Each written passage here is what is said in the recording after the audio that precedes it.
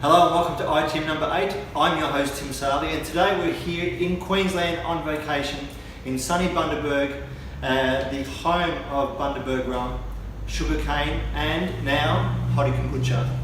Today we're here with my sister, if you can't have already noticed this, Helen Tricarico.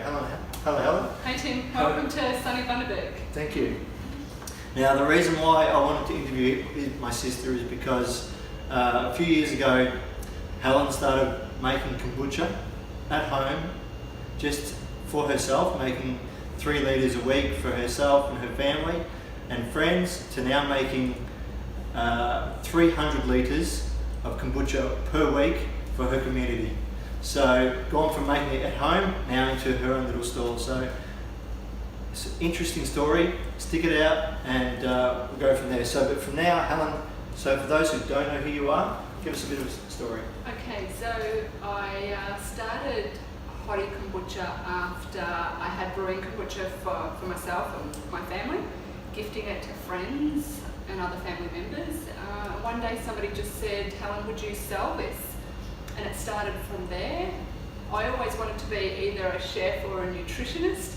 I got a comfortable government job in my early 20s, just stayed there. And never really followed my passion until I found kombucha and until I found people that loved it as much as what I did, and I was encouraged to start my own business, and it just went from there. Mm-hmm. Excellent. And what made you, how did you find your audience to give you the confidence to go, okay, I can do this? Yeah, so for me, I think that was a real success in how I grew my business. So already having people who were already lined up the day I went live with my business was a real bonus. Gifting it to friends and family and friends of friends was how I sort of grew the awareness about it, and how people sort of were like, wow, there's this kombucha that this lady makes, you really need to get it. So when I finally decided, yes, I'm going to get my own business, I'm going to get my own brand, I'm going to launch, I had people ready, lined up. The day I hit that live on Facebook, people were messaging me.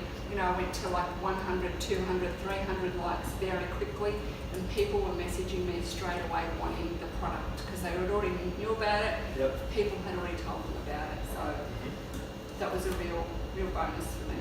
Excellent. So you started off, you're making about 3 litres a week. Yep. Now you're making 300 litres per week. What were some of the challenges that you had in growing that business? Yeah, so upscaling in food and drinks business is really tricky, very challenging. Getting your recipes right, your quantities right, growing the whole kitchen sort of background story in growing was a real challenge. So you had it with your kitchen at home. You just mentioned your kitchen. Yeah. You had to get that certified? Yeah. Yep, absolutely. More licensed, properly certified, my kitchen certified. I grew the group quite quickly. In the beginning I was delivering kombucha and people were picking it up from home. Mm-hmm. That was very successful, very flexible for lots of people, but a bit inconvenient for me. Mm-hmm. I would have people knocking on my door on a Saturday afternoon when we're watching AFL Grand Final, they wanted kombucha. So we really recognised early on that I needed to move out of that scene and into something else, and I moved into a market, a pop-up store market, which again was really successful. It opened me up to a lot of new clients and customers that I didn't know that I would have. Yep.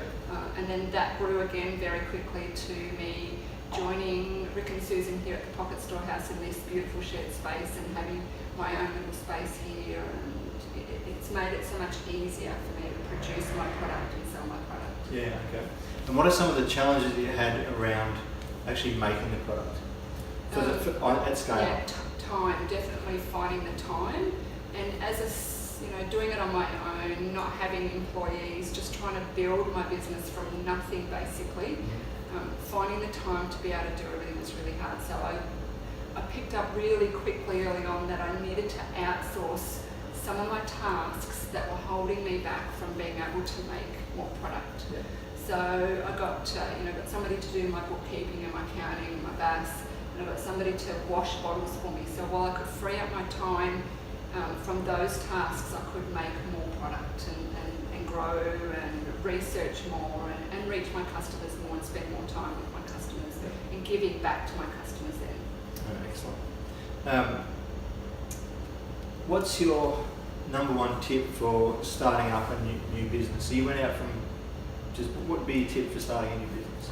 Yeah, I think if you've got your audience ready, you've got your idea, and you're really, really passionate, you just got to start. It doesn't matter if your website's not perfect, your Facebook page is not perfect. Yeah. You just got to start. It doesn't even matter if your packaging is not perfect, but have a great design, a great brand, and then just start.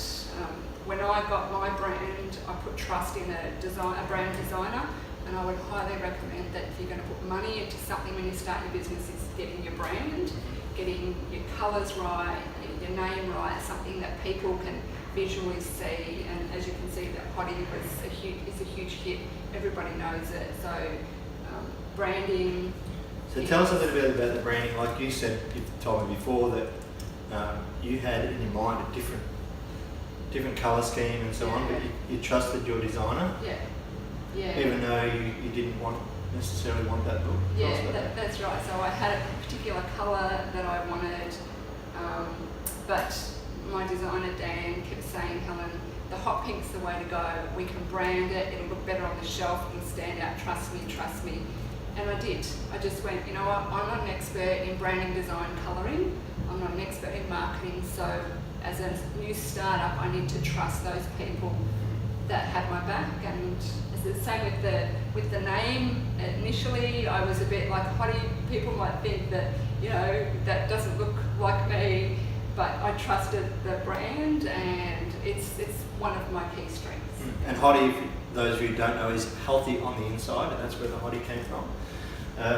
Yeah, and kombucha is certainly all about trying to get our gut health as best as we can. Yep. So when I was looking for a name, the words being healthy on the inside kept coming up, and then the acronym fell out of that, so it was actually quite good. Yeah, okay. Yeah.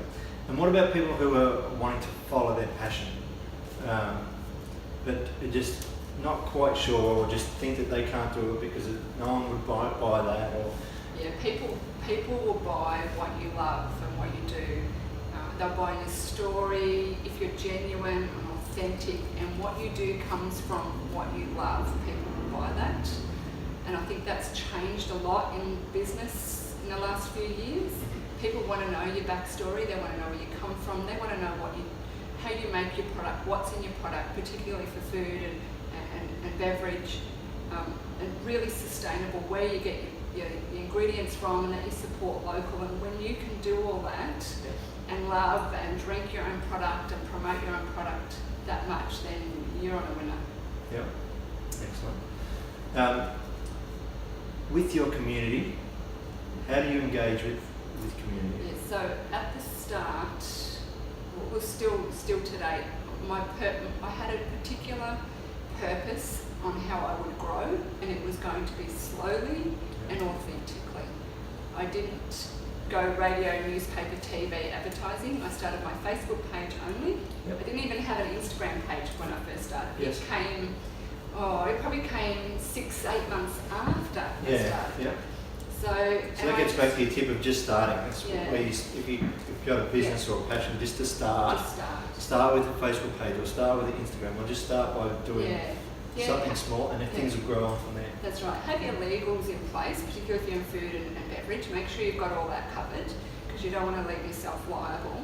But just start. And like I said, all I had was Facebook. I had no other advertising. But my purpose was to grow slowly and authentically.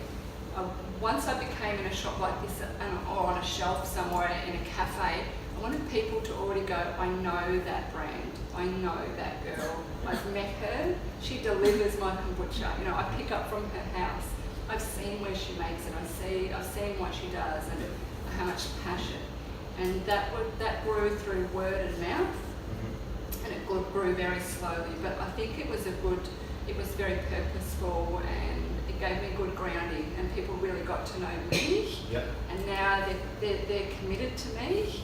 So when they go, I've had so many people say, and they said, I will never buy any other kombucha except yours. Seen it on the shelf in Coles and Woolies, won't buy anything else except yours, because they're committed, they know me. Yeah, okay. So, just mindful of time, what would be your last tip for people? What's your, I know we've covered your branding. Just start up. Yeah. Just getting started. Yeah. Yeah. Get your branding right. Outsource where you can. Yep. So Yep. you've outsourced your bookkeeping, Yeah. What I bottle do, washing. yeah, I picked where my weaknesses were and just outsourced them, and I work in where my strengths are, and that is certainly developing the product, developing my flavours, working with my customers. But I also would recommend that you get into a community of other businesses that you're in the same line with. Right, okay. So for me, I'm a member of Kombucha Brewers International, which is a US-based affiliate group. I'm also in a group called Females in Food, which is an amazing collaborative group of lots of females coming together, sharing their stories, having accountability buddies, collaborating, those sorts of things. And the other thing is I'm in another small kombucha brewing group internationally on Facebook. Again, you know, if somebody says, I'm having trouble with this, can you help? Offer your advice, and then when you want to ask questions, you get help, you'll get it back. Yep. Also in Australia, kombucha is growing very quickly, and other kombucha brewers, we share, we help, we encourage each other, because it's about getting awareness of the product. It's popping up on shelves everywhere. Yeah, but we're competitors, but we're not enemies. We want to encourage all other kombucha brewers, because then you bring your brand up and your product up. Yep. So I highly recommend getting as many as groups and collaborate and share your knowledge, so that when you've got issues on how to solve a problem in your business, you'll get it back. Yeah. Excellent. Yeah. Well, I think it's time that we share a glass. Here we are here. Cheers. Cheers. And we're about to go off to the beach now, so thank you for watching, and stick around. If you've got any questions, please leave them below. Helen will be happy to answer any questions that you've got. Particularly with food and drink. If you've got any food and drink questions, you know, about starting your business in food or beverage, happy to help out with anything. Yeah, excellent. Fantastic. Cheers. Cheers.